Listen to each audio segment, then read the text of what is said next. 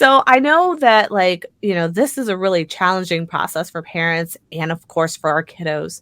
So, how would you recommend that parents approach feeling the similar disconnect that you described that you had with Cooper with their own autistic children? Well, what I try to tell parents is you're going to go on this big transformative journey. You really truly are. You're going to become a different person. You're most likely going to become a better person. You're going to just change entirely. And I like to say for the better, but it's a lonely journey. It is. I mean, even if you are surrounded by people, I have a great husband, I have great parents, he has great parents, it was still pretty lonely, because I was going through something that no one else could really understand. And what I tell parents is to keep your child at the center of every decision that you make. So keep their happiness, keep their, search for as much independence as they possibly can. Is this the right decision for their life? And there's a lot of times that we would try things that just weren't right? Because we feel pressured, like adding in another therapy or, I'm just trying to think of an example, whatever it may be. And it was like, we don't need more. We need more joy. We need more play. And so just really keep them at the center. Yeah, I know that that's been something that we navigated too, of like trying to find that balance between like, okay, what do we give up? What do we not give up?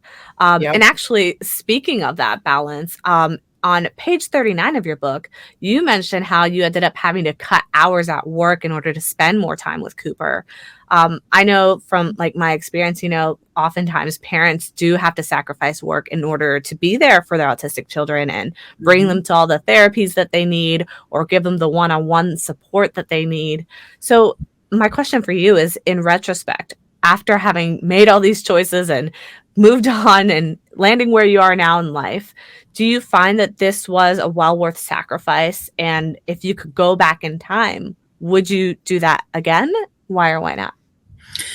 So yeah, that's people outside of our world don't always understand that typically one parent is going to have to stay home. Cooper was kicked out of multiple daycares. I mean, kicked out. They're like, we can't handle this kid. And so, he was starting, full-time therapy at age 3, different programs that he really did need. And you got to drive them. You have to be there. You're running to and from. I have always identified myself with my work. I was a project manager for a lot of years for a big nonprofit and then PBS. And I love working. And plus we were a 2-income family. We needed it. I mean, that's what we needed to survive. So I had to cut back. I think at first I cut Fridays and then I cut Wednesdays. So I ended up working like 32 hours in 3 days or whatever it ended up being. I really would work longer hours or work in the evenings. Of course, I would do it again. Anything to help Cooper. He's thriving now. And I think it was all those little decisions that got him where he was. But I'll be honest, it was hard for me to let go of a little bit of who I was because I loved working. Yeah, and I have 4 kids now, so I'll tell you, I feel it with all my children because it's like, is it time for daycare yet? Because mommy wants to work.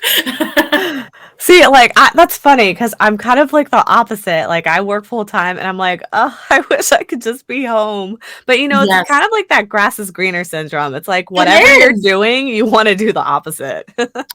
And I always give huge props to stay-at-home moms. I think stay-at-home moms are like the most amazing people. I'm like, you and your projects and your laundry that's done and your meal charts, like you're amazing people. That's just not everything looks like Pinterest. I know, but I love you guys. Like I want to be. We always want to be what we're not, right? That's true. Yeah.